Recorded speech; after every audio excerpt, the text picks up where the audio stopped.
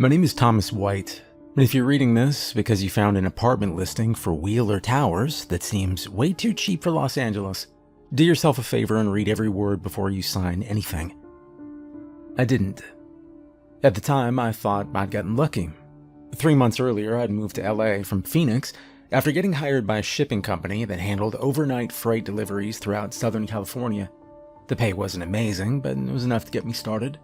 I figured I'd spend a year building experience, save some money, and then move somewhere better. That plan fell apart almost immediately.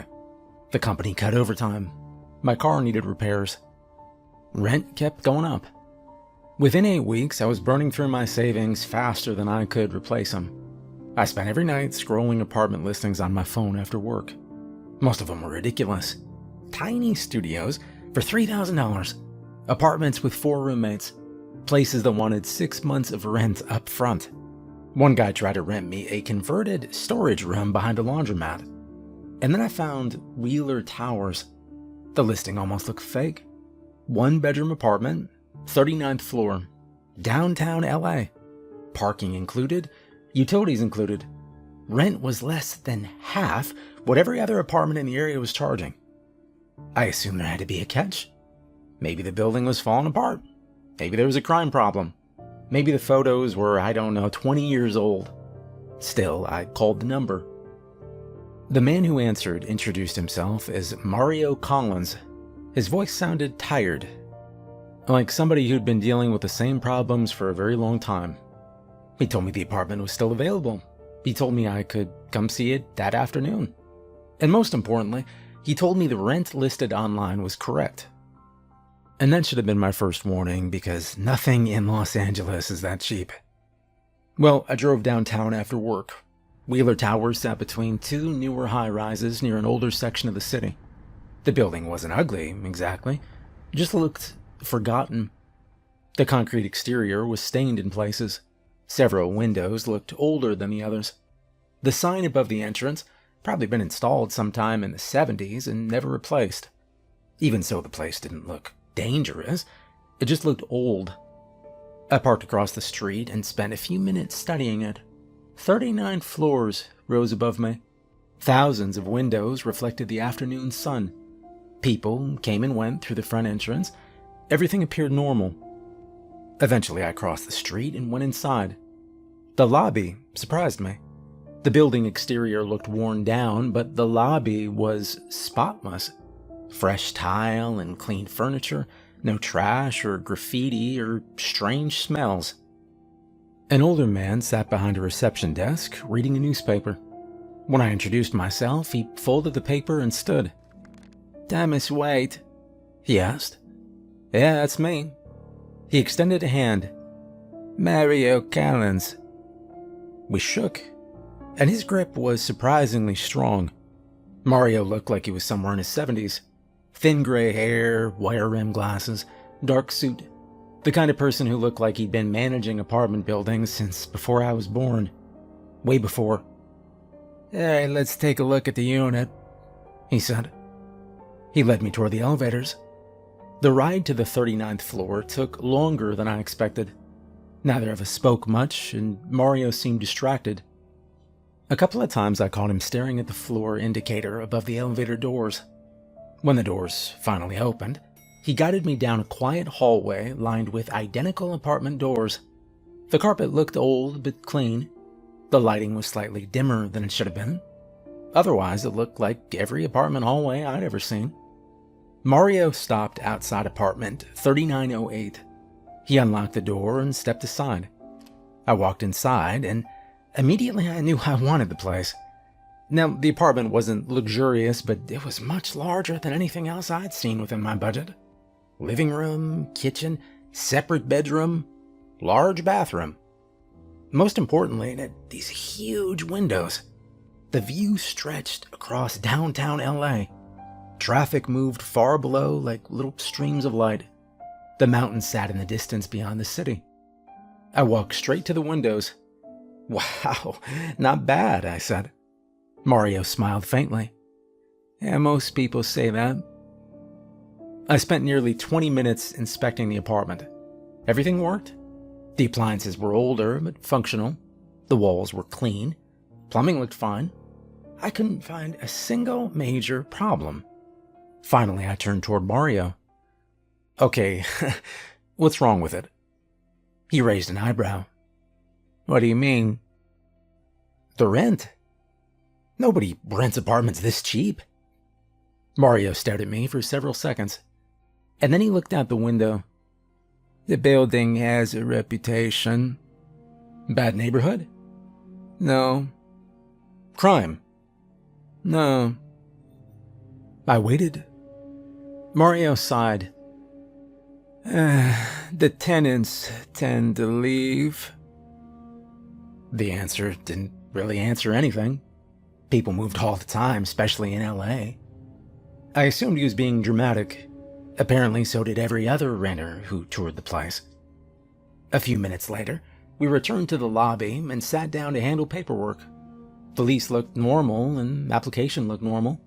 Everything looked completely ordinary until Mario opened a drawer and removed a laminated sheet of paper. He slid it across the desk toward me. I glanced down, and 5 rules were printed on the page. The first one immediately made me laugh. Always lock your door after midnight.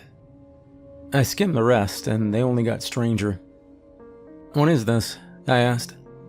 Mario didn't smile. Building rules. Seriously? Very. I looked back at the sheet. The entire thing read like something from an internet horror story or No Sleep. I expected Mario to start laughing at any moment. He didn't. Instead, he folded his hands and watched me. You actually give this to people, huh? I do. And they believe it? Some do. I shook my head. The whole thing was ridiculous. But I couldn't stop thinking about the rent, and everything else about the apartment was perfect. Whatever weird game Mario was playing didn't really matter, not for that price. I signed the lease. Mario collected the paperwork and handed me my keys, and for the first time since we'd met, he looked genuinely relieved. Welcome to Wheeler Towers, he said. Thanks. I started toward the exit, and then Mario called after me. I turned around. The old man was still standing behind the desk. For a moment, he looked much older than before, more tired, more worried. One piece of advice. What? He nodded toward the laminated sheet sticking out of my folder. Most tenants ignore the rules. I laughed. I'm guessing that's bad, huh?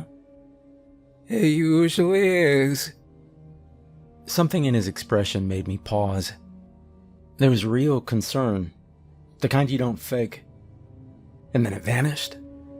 Mario straightened his tie. The moment was gone. I left the building thinking, that guy's eccentric. Maybe lonely, maybe a little crazy. What I didn't realize was that within a month I'd be standing in my apartment at 12 o'clock in the morning, listening to something walk through the hallway outside my door. And by then, I would already wish I had taken the rules a lot more seriously. Rule 1. Always lock your door after midnight. I ignored Rule 1 for almost a month. Honestly, I didn't see any reason not to. The apartment in the building was great. Quiet. Neighbors seemed normal. Nothing about Wheeler Towers felt dangerous. If anything, it felt safer than most places I'd lived before. The first few weeks settled into a routine. I'd leave for work in the afternoon, spend most of the night driving freight around LA, and get home sometime between 10 and midnight. After that, I'd make dinner, watch TV for a while, and eventually go to bed. But Wheeler Towers did feel a little different. Sally Hoffman had apparently lived there since the late 90s. One retired teacher on the 22nd floor had been there so long he remembered when the building still allowed smoking. Even Mario Collins had worked there for over 30 years. People didn't seem to leave Wheeler Towers. At least that's what I thought at first. And then I started noticing the empty apartments. The first one was 3 doors down from mine. One day, maintenance workers were carrying furniture out. The next day, the apartment was empty. Well, nothing strange about that. People move. A week later, another apartment was cleared out. Then another, then another. And what struck me as odd wasn't the move-outs, it was the lack of move-ins. The units would sit empty. Weeks passed. Nobody new arrived. One evening I mentioned it to Sally while we waited for the elevator. "Lots of vacancies around here," I said. She looked at me, then looked down the hallway, then back at me. "No, there aren't." "What?" "There aren't vacancies." I frowned. The elevator arrived with a ding. Neither of us got in. Sally kept standing there. "I've seen 3 apartments get emptied this month," I said. She nodded. "So have I." "Okay, then what do you mean?" Sally folded her arms, and for several seconds she didn't answer. Then she pointed toward one of the apartment doors farther down the hallway. "Apartment 3917 belonged to a man named Greg." I waited. "He lived here 12 years. She pointed farther down the corridor. "Apartment 3902 belonged to a woman named Helen." Another door. "Apartment 3914 belonged to a married couple." Okay, I still didn't understand where this was going. Sally's expression never changed. "Nobody saw any of them move out." "Yeah, well, people move all the time," I said. "Not these people." "Then where'd they go?" Sally looked at me for a moment, and then she asked a question. "Have you been locking your door?" The subject change caught me off guard. "What?" "After midnight, have you been locking it?" Immediately, I thought of the rule sheet. I laughed again. "Don't tell me you actually believe that stuff." Sally didn't answer, she just stared at me. The elevator doors opened again, and this time she stepped inside. Before the doors closed, she said something that stayed with me the rest of the night. "Ask Mario about Greg." Then the elevator disappeared. I didn't think much about it till the next evening. I got home from work around 11, and I found Mario sitting behind the front desk reading paperwork. The lobby was empty. I walked over. "Hey, can I ask you something?" Mario lowered his glasses. "Sure." "Who was Greg?" And for the first time since I'd met him, Mario looked genuinely uncomfortable. He didn't answer immediately. Instead, he folded the papers on his desk and set them aside. "Why are you asking?"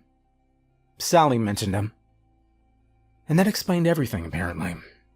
Mario sighed, leaned back in his chair. "Greg lived on your floor." "What happened to him?" Mario rubbed his forehead. "Well, nobody knows."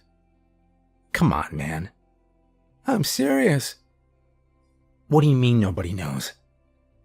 Mario stared at the lobby floor. "He was here one day. The next morning he wasn't." "He moved out then?" "No." "Then what happened?" We don't know." I expected him to smile, to admit he was joking. He didn't. "His car was still in the garage. His wallet was in the apartment." He counted on his fingers. 1, 2, 3, 4. His keys were inside. His phone was charging on the kitchen counter. I felt myself frowning. Well, did the police get involved? Of course. What did they find? Nothing. And that answer irritated me. Not because it was frightening, but it didn't make any sense. Adults don't simply vanish.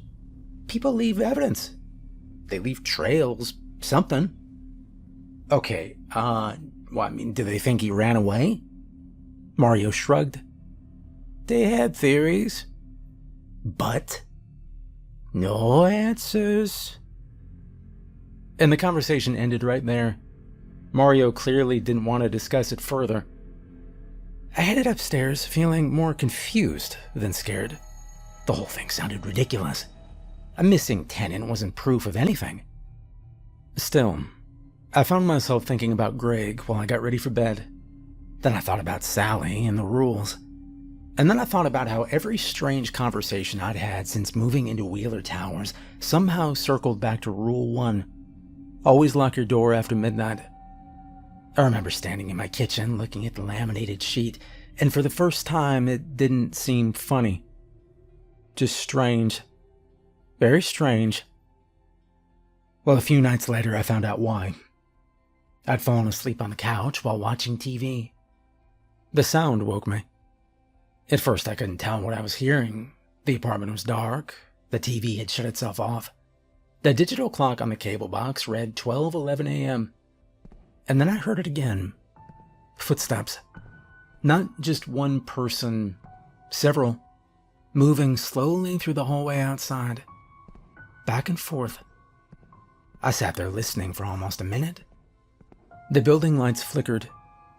A brief flash of brightness appeared beneath the front door. Then darkness. Then brightness again.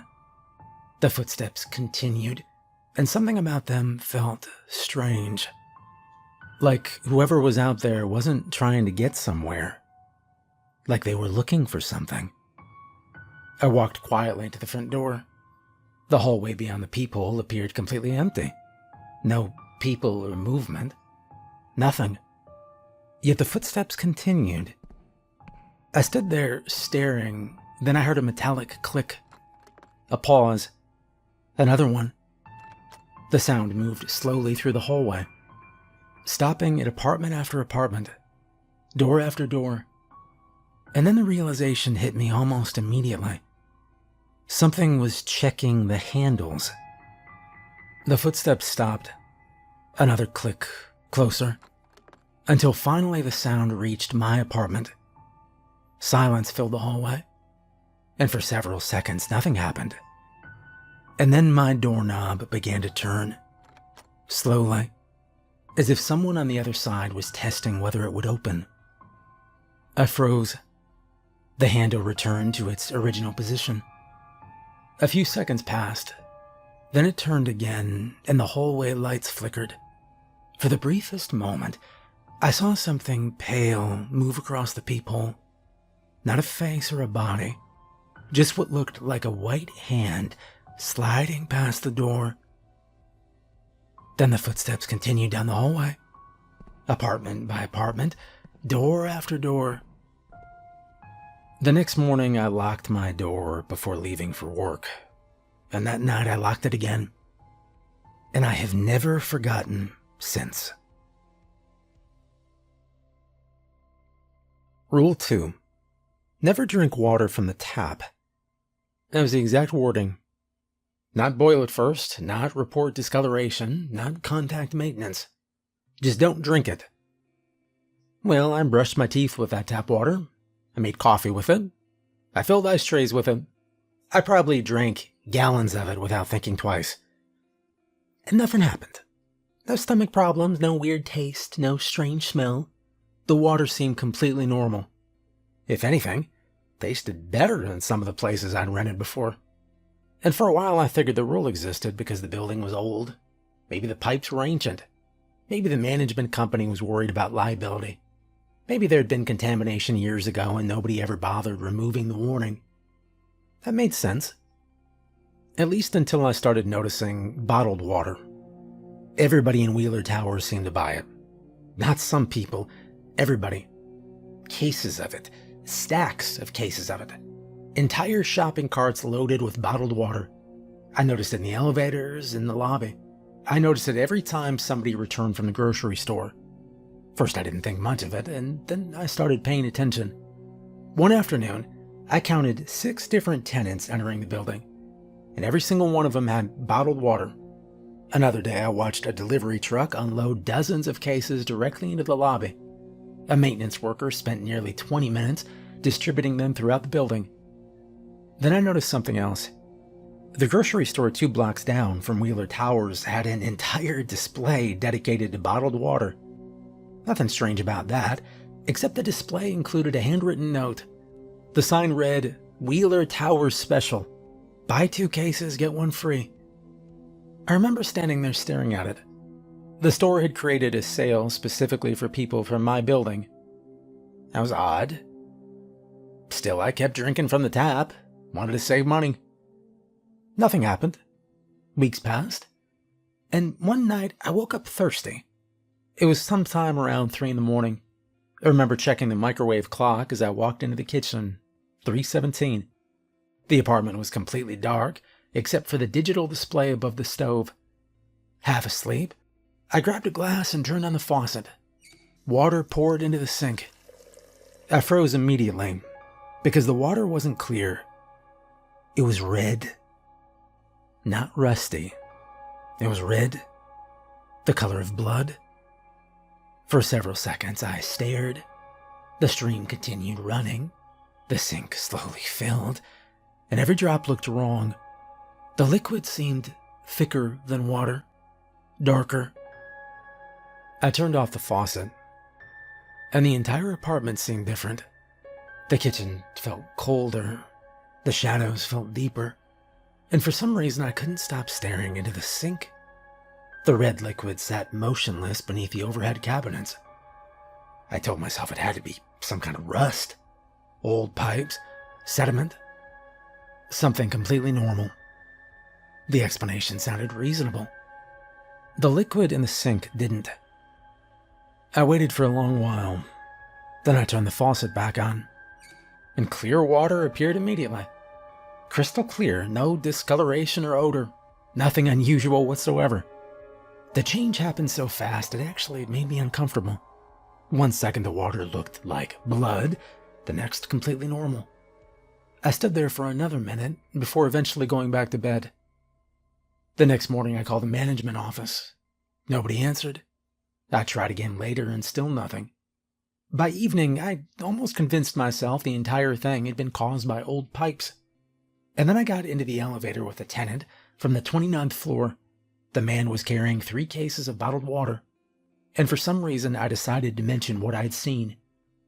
The reaction caught me completely off guard. Recognition, like I just described something he'd been expecting. He simply nodded once, and then he left the elevator without saying another word. The next few days I started noticing things. People in Wheeler Towers never filled cups from sinks. Never, not once. They used bottled water for everything. Cooking, coffee, tea, everything. And I finally began buying it too. Life returned to normal for a while. And then the stories started. Nobody ever told them directly, but I overheard pieces. The kind of stories people say quietly when they don't want outsiders listening. One involved a tenant who lived in the building years ago. Apparently he'd refused to stop drinking from the tap. According to the rumors, he became convinced somebody was standing inside his apartment every night. Not speaking, just standing in the corner of his room, watching him. The stories claimed he started sleeping in the lobby because he was afraid to remain alone. And a few weeks later, he disappeared.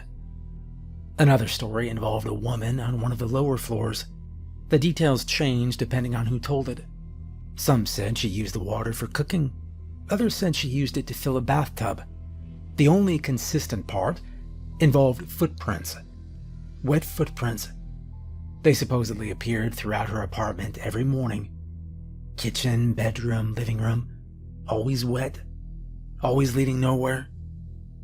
Eventually she vanished too. Well, I didn't believe any of it, not really. People exaggerate. Apartment rumors spread. Buildings develop myths. Normal. The problem was that Wheeler Towers already had Rule 1, and Greg, and the empty apartments. The stories no longer existed by themselves. They connected. Every strange thing in the building seemed connected to something else. By the second month, I had stopped completely drinking water from the tap. And then came the night that convinced me Rule 2 existed for a reason. I got home late after work, around 1 in the morning, made dinner, watched TV, eventually headed toward bed. As I passed through the kitchen, I heard dripping. I stopped. The sink faucet was running. Not fully, just enough for a thin stream to fall into the basin. I knew I'd turned it off earlier. I walked over and stared. The water looked red again, darker than before, much darker. The sink slowly filled. I don't know how long I stood there, maybe 30 seconds, maybe a minute. And then something moved beneath the surface. It was subtle, a ripple, nothing more. Yet something shifted beneath the red liquid. A shape, like something rolling beneath the surface. I backed away immediately. I never saw what caused it, and honestly, I didn't want to. I turned around, walked out of the kitchen, grabbed my keys, and I spent the rest of the night sitting in the lobby. The next morning, the sink was empty. The faucet was off, and everything looked normal. I bought 3 cases of bottled water on the way home from work, and I have never used the tap since. Rule 3. If a pale figure floats outside your window and asks to be let in, do not let it in. Well, that's impossible, I thought. On the 39th floor? 39 floors. Even if somebody somehow climbed the outside of the building, there was nowhere to stand.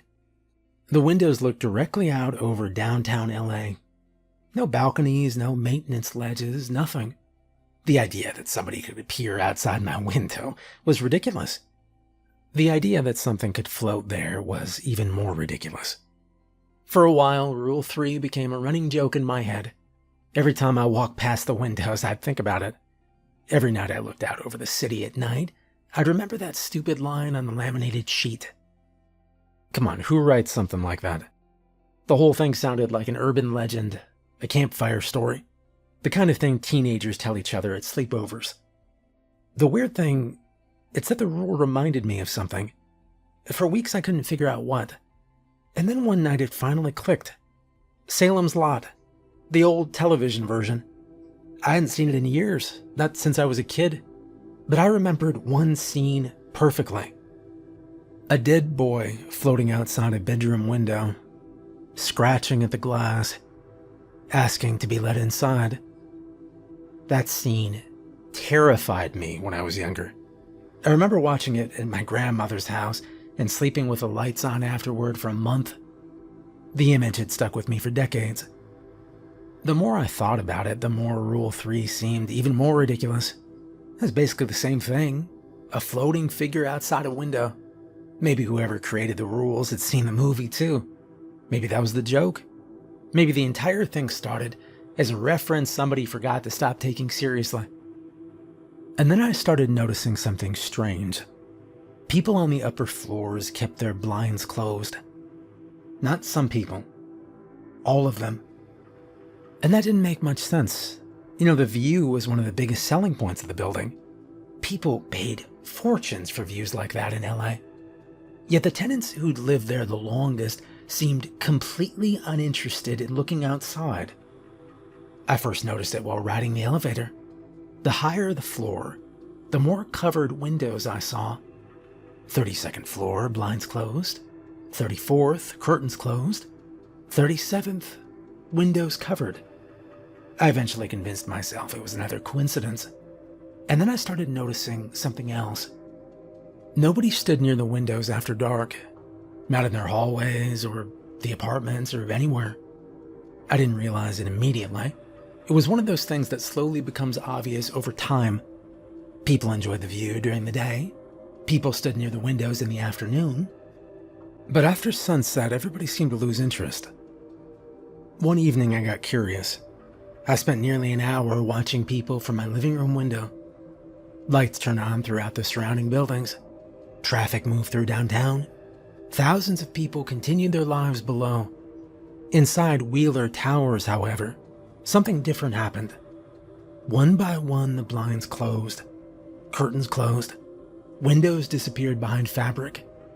Within an hour, almost every apartment I could see had covered its glass. I remember standing there thinking how strange it was. And then I forgot about it. Life moved on. The rules became background noise again. Until the storm. Now, Southern California doesn't get many storms, at least not compared to other places I've lived. When they do happen, people notice. This one arrived late at night. Heavy rain, strong wind, constant thunder. The kind of storm that makes the entire city look different. I got home around 11, and I spent most of the evening sitting near the windows watching the weather. Rain hammered the glass. Lightning flashed over downtown. For a while, it was actually relaxing. By midnight, the storm had gotten worse. The wind howled around the building. The windows rattled occasionally. I remember thinking how strange it felt to be 39 floors above the ground during weather like that. Everything looked smaller, more distant, less real. Eventually, I turned off the TV and got ready for bed. I was halfway down the hallway when I heard the sound. A tap.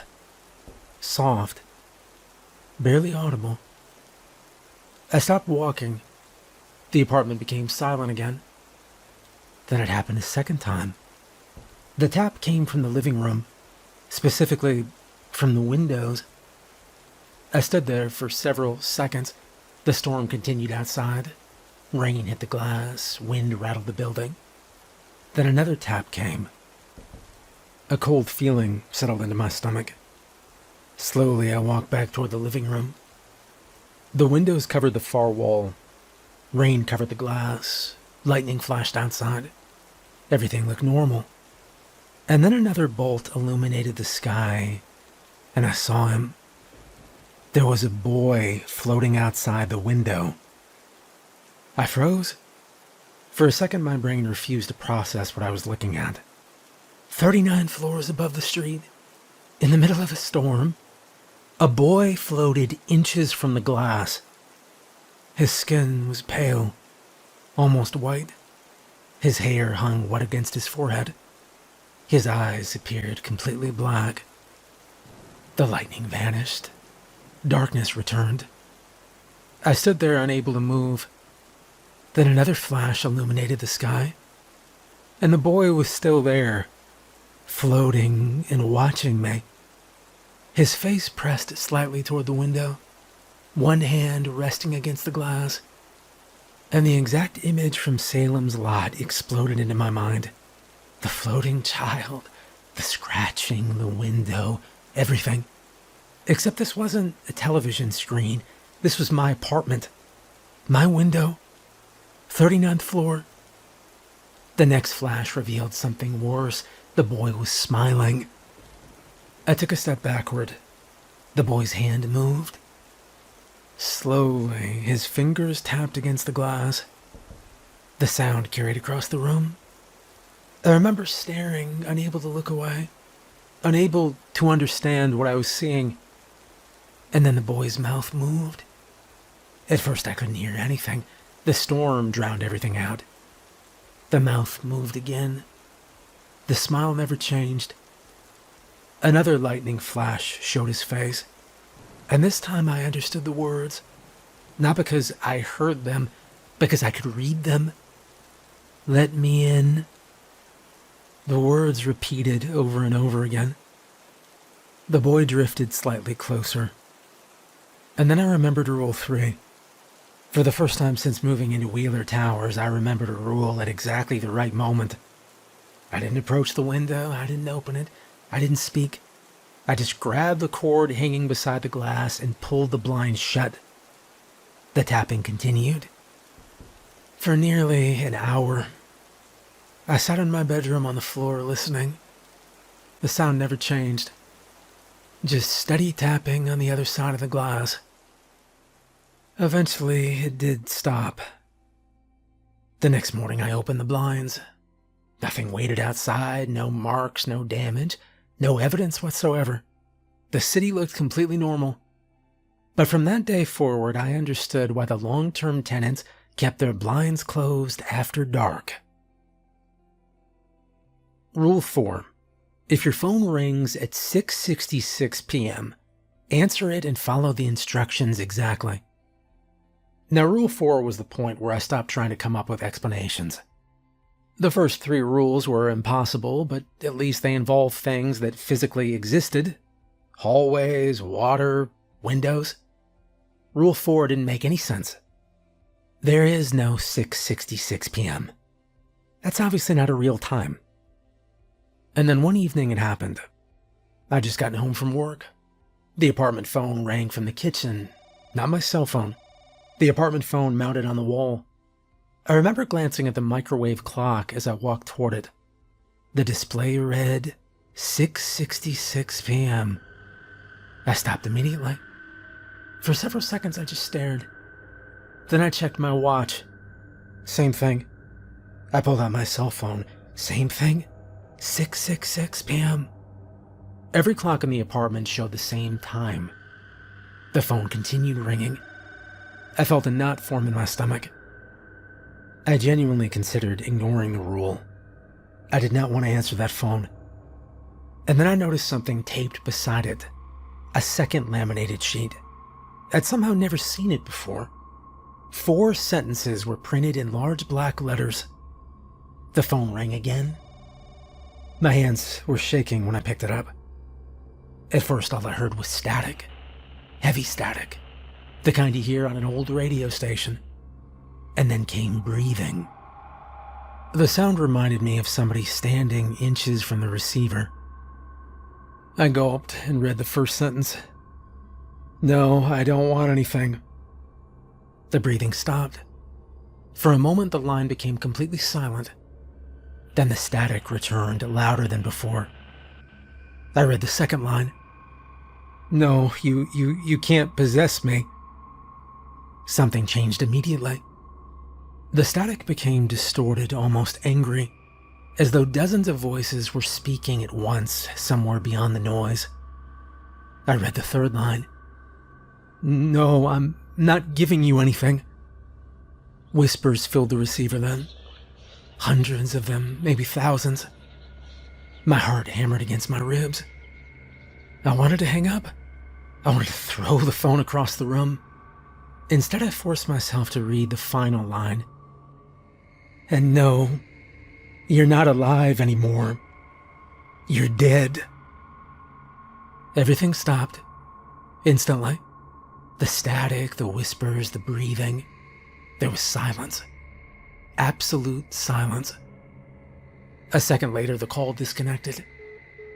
I slowly lowered the receiver, and then I looked at the clocks. Every display now read 7 p.m., and the apartment phone never rang again. Rule 5. If the building starts shaking, take the stairs and leave immediately. Rule 5 was the only rule I completely agreed with immediately. In fact, it was the only rule on the entire sheet that sounded normal. If the building starts shaking, take the stairs and get out. That's just earthquake safety. I'd actually been through a real earthquake before. Back in 2019, I was staying with a friend near Ridgequest when the 7.1 earthquake hit Southern California. Wasn't the biggest earthquake in state history, but it was the biggest one I'd been in. Pictures fell off walls, kitchen cabinets flew open, power went out across parts of the city. For a few minutes, it felt like the ground itself had turned into water. Now, one thing everyone learns during earthquakes is simple. You never use elevators. Ever. Power can fail, cables can jam, doors can lock. If you're evacuating a building, you take the stairs, period.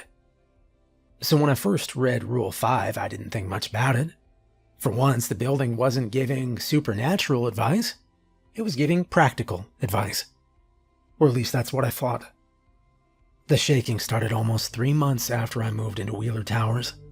I was sitting on the couch watching TV when I felt a vibration beneath my feet. At first, I assumed somebody was moving furniture. And then it got stronger. The windows rattled.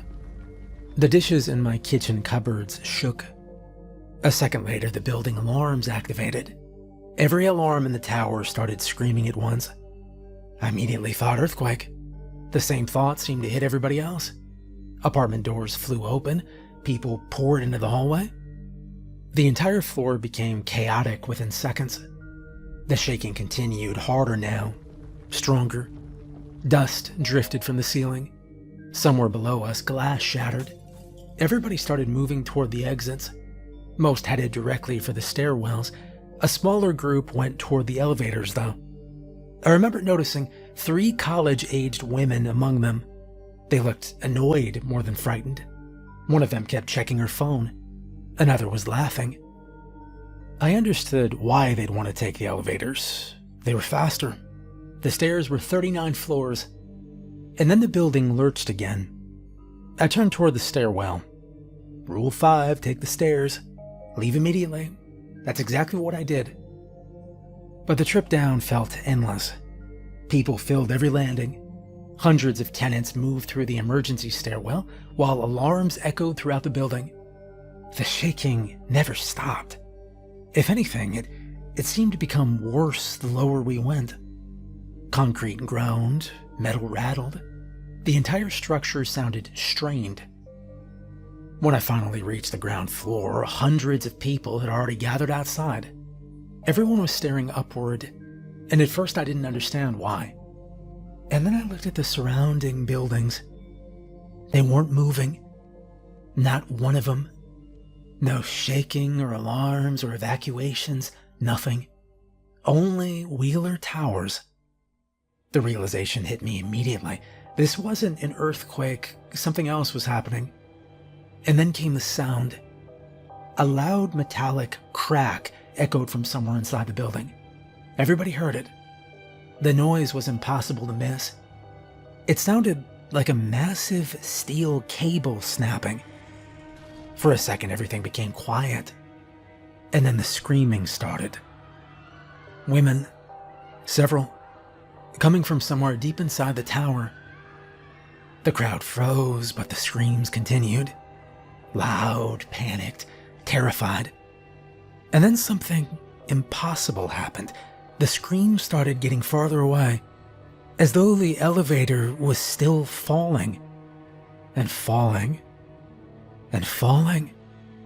The screams became fainter, more distant. People around me were staring at each other. Nobody understood what they were hearing. The elevator should have reached the bottom already. It should have crashed, should have stopped. Instead, the screams kept going, further, farther, until eventually they disappeared completely. Nobody spoke afterward.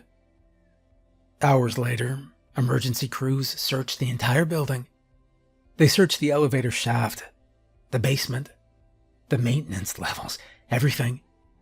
But they never found the elevator. Not damaged, not crushed, not buried. It was just gone. No wreckage or bodies, no debris, nothing. The shaft ended exactly where it should have. There was nowhere for the elevator to go. And yet, it wasn't there. To this day, nobody has ever explained what happened to those women. The official reports blamed equipment failure. The news blamed structural problems. Most tenants eventually moved on. I didn't. Because I heard the screams. Everybody outside heard them. And everybody heard the same thing.